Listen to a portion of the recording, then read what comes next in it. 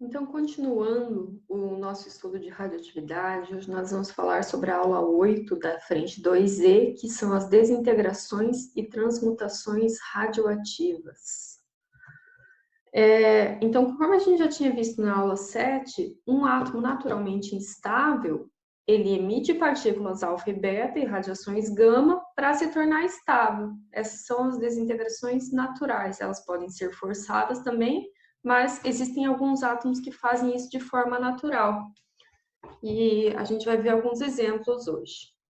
Então, existem algumas séries ou famílias radioativas, que é um conjunto de átomos que estão relacionados entre si por sucessivas desintegrações. Por exemplo, esse átomo aqui, esse aqui é um exemplo genérico, tá? O átomo A, que é o átomo pai, emite alguma partícula, seja alfa, seja beta, forma um átomo B, que é o átomo filho, que continua emitindo, forma um átomo C, assim sucessivamente, até formar um átomo estável, que aqui nesse exemplo ele chamou de X. E aí ele para de emitir radioação. O átomo pai se desintegra no átomo filho, que se desintegra novamente, e assim sucessivamente até se tornar estável. Existem algumas famílias radioativas naturais, como, por exemplo, a família do urânio, do actínio, do tório. A mais conhecida, do urânio, ela emite 8 partículas alfa e 6 partículas beta, e o urânio se transforma no chumbo, 206,82. Então, para vocês terem uma ideia de como isso é um processo natural, é um processo demorado, a gente tem essa figura aqui. Ó, o urânio, cada uma dessas que vem assim, é a emissão de uma partícula alfa, e cada uma dessas que vem assim é a emissão de uma partícula beta. Então, o urânio, ele leva 4,6 vezes 10 a nona anos para se transformar, emite uma partícula alfa, depois ele emite 2 partículas beta, para isso ele leva alguns dias e algumas horas, depois ele emite mais uma partícula alfa e forma o tório, para isso ele leva 2,7 vezes 10 na quinta anos, depois mais um monte de tempo para emitir, para se transformar no rádio, depois se transforma no radônio, leva 1590 anos, 3 dias aproximadamente para se transformar no polônio, 3 minutos para se transformar no chumbo, depois ele emite uma partícula beta, se transforma no bismuto, no polônio, e assim sucessivamente demora uma eternidade para se transformar no átomo estável de chumbo, Pb. Tá bom? Então, isso aqui é um processo muito demorado, de forma natural. Existem algumas transmutações artificiais, que são as transformações nucleares, ou seja, se elas estão acontecendo no núcleo, elas mudam o número de prótons, portanto, está mudando o elemento. Muda o número de prótons, muda o número atômico, então o elemento está mudando. São as transformações nucleares, em que um elemento químico é transformado em outro, quando bombardeado por uma partícula. Nesse caso aqui, o que é importante a gente saber? O que a gente já tinha visto na última aula, a conservação de massa e de carga. Esse aqui é um exemplo genérico, o X, que tem A e Z, de número de massa e número atômico, emite uma partícula alfa, e o que aconteceu com o elemento que formou, o Y? O A diminuiu 4 e o Z diminuiu 2, porque ele emitiu uma partícula alfa, então a massa e a carga se mantiveram, tá bom? Alguns exemplos históricos de transmutações artificiais. Em 1919, o Rutherford colocou o polônio, que é um alfa emissor natural, ou seja, ele emite naturalmente partículas alfa, o polônio, e ele colocou em contato com o nitrogênio. E, no final de tudo isso, o que ele formou? Oxigênio. Pela primeira vez, o homem tinha transformado um elemento em outro de forma artificial. Então, olha a figurinha aqui. O polônio, que é um alfa emissor,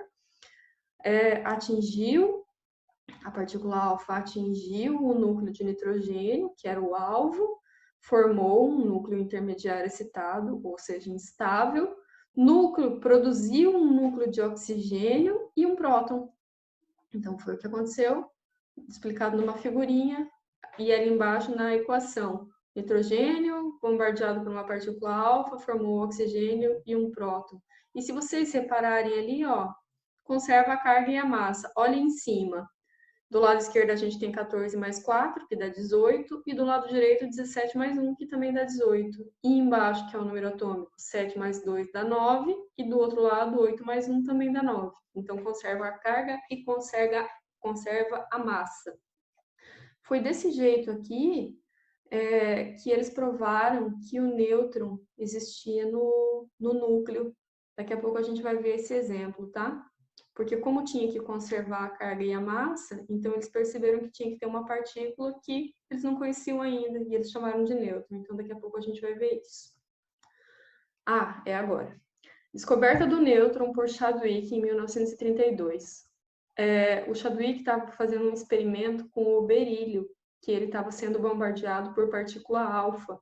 E aí ele formou o carbono 12,6, que é o carbono 12, e para conservar a carga e a massa, o que aconteceu em cima? Em cima tinha 9 mais 4, do lado esquerdo, que dá 13. Então, do outro lado também tinha que ter 13, então tinha que ter uma outra partícula que fosse 12 mais 1, para dar esses 13. Então, que tivesse massa 1. E aí, do lado embaixo, do lado esquerdo, tinha o quê? 4 mais 2, que era 6. E aí, do lado direito, já tinha 6. Então, tinha que existir uma partícula que tivesse número atômico 0. E essa ainda não era uma partícula conhecida, que tivesse número de massa 1 e número atômico 0. Então, foi assim que eles provaram que existia nêutron. Você lembra que quando o Rutherford fez o modelo atômico dele, ele falou assim, olha, com certeza tem alguma coisa ali dentro, uma partícula dentro do núcleo do átomo, porque senão o que aconteceria? Os prótons, eles chamariam os elétrons da eletrosfera e os elétrons grudariam no núcleo e não iam mais ficar girando.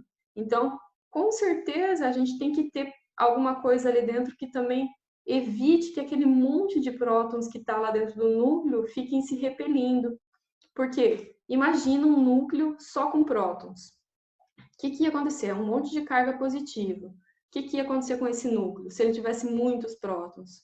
Se não tivesse alguma coisa para balancear isso aí ali dentro, os prótons iam se repelir tanto que o núcleo podia até estourar, certo? Então, o Rutherford falou que muito provavelmente dentro do núcleo existia uma outra partícula que balanceava aquelas cargas, que evitava um pouco essa repulsão, mas ele não conseguiu provar. Foi só em 1932 que o Chadwick chegou nessa conclusão aqui que realmente existia essa partícula que era o nêutron, que tinha massa 1 e carga 0.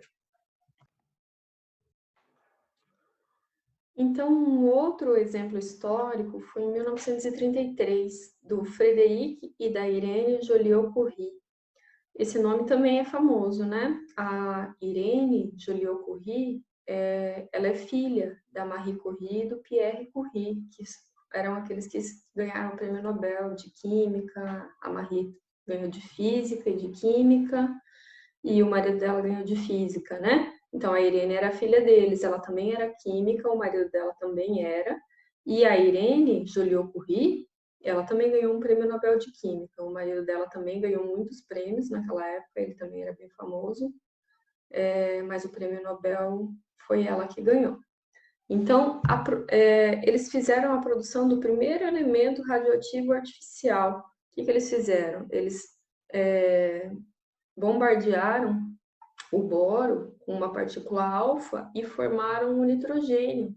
O nitrogênio que tinha 7 de número atômico, 7 prótons e 13 de número de massa.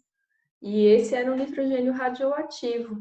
E aí eles perceberam que para igualar precisava de um nêutron também. Então, mais uma comprovação de que tinha o nêutron, era uma partícula que existia lá no núcleo.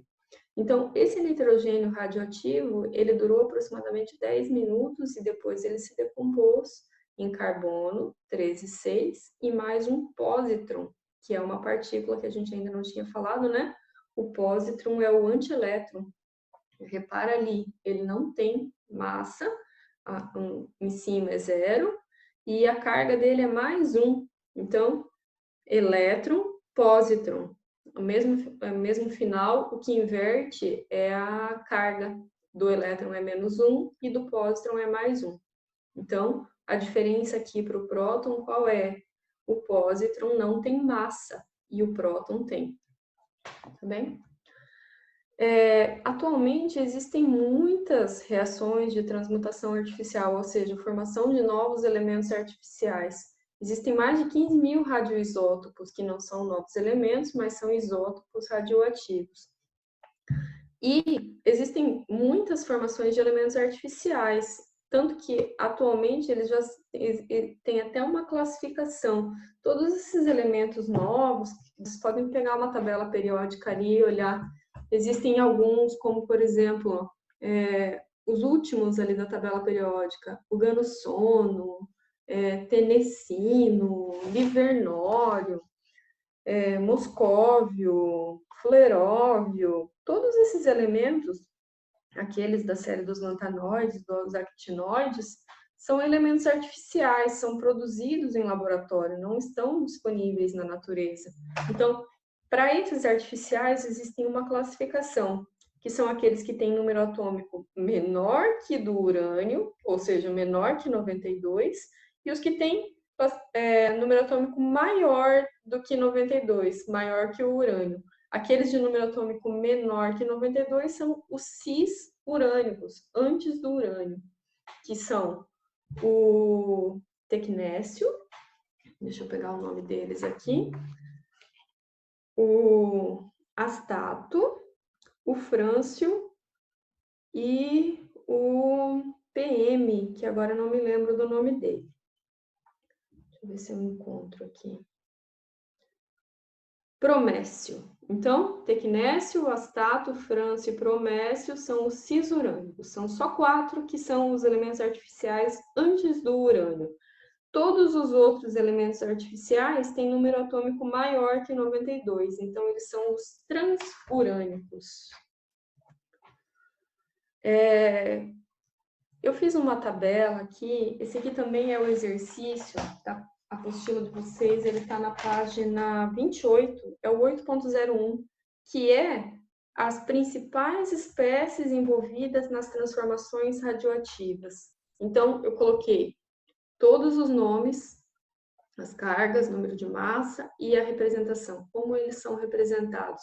E isso aqui é bom que vocês vão estudando e gravando. A maioria deles faz sentido. Então, o próton a gente já conhecia, ele tem carga +1 e tem massa. O elétron tem carga -1 e não tem massa, então a representação está ali. O nêutron não tem carga e a massa é comparável com a do próton, então massa 1, carga 0. A partícula alfa também já conhecemos, que é 4 e 2, 4 de massa e 2 de carga.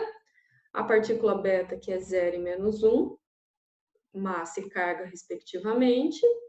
E os raios gama, que são eletromagnéticos, né? Que não tem carga e nem massa, então é gama 0, 0. O neutrino também é 0 e 0. Então, ele é esse nu ali, né? Esse símbolo que é um V, só que o nome dele é nu. Também tem a emissão positron, que é aquela que a gente acabou de falar ali atrás, que é o EPSA, né? Que é o antielétron. Antielétron, então, ele não tem massa, porque o elétron também não tem massa, né? E a carga dele é a contrária do elétron. Então, ao invés de -1, que era o elétron, é +1, que é o positron. Vocês reparem, um jeito de gravar isso aqui é o final deles, o elétron termina em tron, o positron também. Então, qual que é a diferença entre eles? Um é o inverso do outro na carga. Temos também o prótio, o deuteron e o tríteron, que vem do prótio, deutério e trítio. Vocês lembram de prótio, deutério e trítio, que são os 3 isótopos do hidrogênio? O prótio é aquele que tem massa 1, o deutério é o que tem massa 2 e o trítio é o que tem massa 3. Por isso que a representação do prótio, deuteron e tríteron fica daquela forma ali do fundo. H11, D21 e T31, respectivamente. Então, o que muda aqui no prótilo, deuteron e tríteron? A carga é sempre a mesma, é a do hidrogênio, é mais 1. O que muda é o número de massa, 1, 2 e 3, respectivamente. Então, vamos fazer um exercício de fixação, o 8.10 da Unifesp. Dentre outras aplicações, a radiação nuclear pode ser utilizada para a preservação de alimentos, eliminação de insetos, bactérias e outros micro-organismos eventualmente presentes em grãos e para evitar que certas raízes brotem durante o armazenamento. Resumindo, conservação de alimentos, né? Um dos métodos mais empregados utiliza a radiação gama, emitida pelo isótopo cobalto-60. Este isótopo é produzido artificialmente pela reação de um isótopo do elemento químico X com um nêutron. Então, aqui ele está começando a montar uma equação, né? Então, eu vou começar a montar ela ali embaixo. Então, o isótopo do cobalto-60 é produzido artificialmente pela reação de um isótopo do elemento químico X, que a gente ainda não sabe nem massa nem carga, com um nêutron. Então, é a reação desse X com um nêutron. O nêutron, só lembrando que ele tem massa, né? Mas não tem carga. Então, ele é N1 e 0. E aí, o que forma? Gerando somente cobalto-60. Então, gera o cobalto-60. Daí, para saber o número atômico, você vai lá na tabela periódica e procura o cobalto. Daí você vai achar que o número atômico dele é 27, porque ele te falou só o número de massa, né? Mas como é cobalto, o número atômico é o da tabela periódica. Continuação. O cobalto-60, por sua vez, decai para um elemento Y com a emissão de uma partícula beta. Ou seja, o próximo passo, o que é? O cobalto-60 formando um elemento Y, porque emitiu uma partícula beta de carga negativa e de radiação gama. Então, o cobalto-60 emitiu uma partícula beta, uma radiação gama e formou o elemento Y. E aí o exercício pede assim: os elementos X e Y têm números atômicos respectivamente iguais a. Então, por comparação aqui, o que a gente tem que ver? Vamos ver primeiro em cima. Ali no meio a gente já sabe, entre as duas flechinhas ali, a gente sabe que o número de massa é 60. Então, do lado esquerdo vai ter que ser 60 também, e do lado direito vai ter que ser 60 também. Então, qual vai ser o número de massa do X? 59, porque 59 mais 1 do nêutron fica 60. E do Y, que é lá do lado direito, também vai ter que dar 60 a soma, né? Se tem da beta e da gama tem 0, então o Y vai ser 60. Vamos pensar embaixo agora. Então, vou colocar ali, tá? Já vou colocar a resposta aqui, que daí a gente já vai vendo. Então, o X a gente já chegou na conclusão que tem que ser 59 de número de massa, porque daí soma com 1 do nêutron e dá aquele 60 lá do cobalto. E do outro lado, a gente chegou na conclusão que o Y tem que ser 60, porque daí soma com 0 e 0, que daí não soma, né? Porque é 0 e 0, e fica o 60 do cobalto. Agora vamos pensar embaixo. Com a parte ali do meio, a gente sabe que vai ter que somar 27. Então, se o nêutron tem 0, o 27 vai vir todo do X. Então, 27 mais 0, que dá 27. Então, o número atômico do X é 27. Agora, vamos pensar o depois da flecha, lá do lado direito. Então, somando tudo ali, também vai ter que dar o 27 para bater ali com o cobalto. Então, quanto vai ter que ser o número atômico do Y? 28, porque daí 28 menos 1 fica 27. Com mais 0 da radiação gama fica 27. E aí confere, tanto do lado esquerdo quanto do lado direito. Então, ele está pedindo assim, os elementos X e Y têm números atômicos respectivamente igual a. Então, o X e Y têm números atômicos 27 e 28, respectivamente. Que é a letra, deixa eu ver aqui, 8.10, letra D. Obrigado.